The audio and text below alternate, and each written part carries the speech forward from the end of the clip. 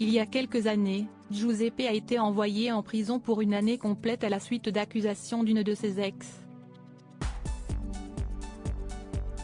Invité de chez Jordan, l'ancien candidat de télé-réalité est revenu sur cette période qui s'est révélée plus facile à vivre qu'il n'aurait pu se l'imaginer.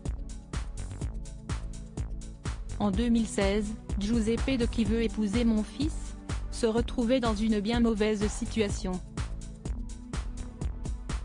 À l'époque, il se faisait juger pour appel téléphonique malveillant, menaces de mort réitérées, harcèlement et violence après une plainte déposée par son ex Inda, avec qui il a eu un enfant.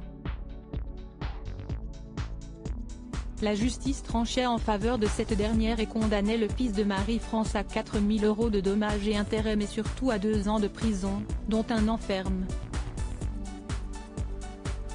Siesti dans la région de Cannes que Giuseppe a alors été emprisonné, non loin d'où il vivait avec Inda jusqu'à ce que les choses ne prennent une mauvaise tournure.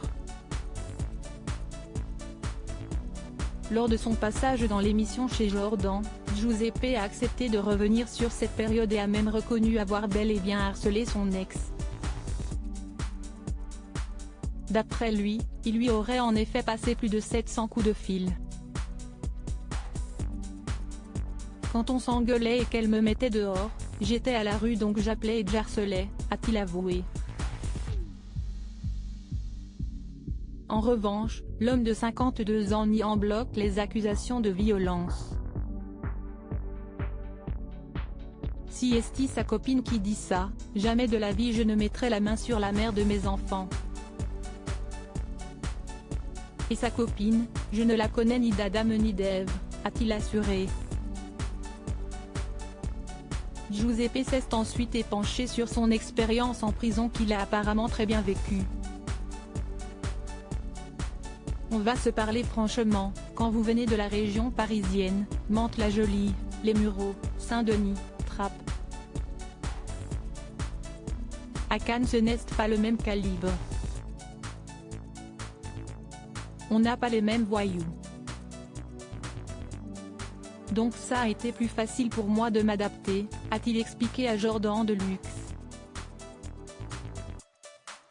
Pour que son séjour derrière les barreaux se passe le mieux possible, Giuseppe a même réussi à convaincre le directeur de la prison de le placer avec un codétenu et de lui éviter les pointeurs, surnom pour les violeurs. Et personne ne m'a embêté, a confié l'Italien. Giuseppe était d'autant plus à l'aise qu'il avait accès à un téléphone portable. En prison, tout le monde a le téléphone. Moi je l'avais par rapport à mon codétenu qui était super gentil et propre, a-t-il souligné.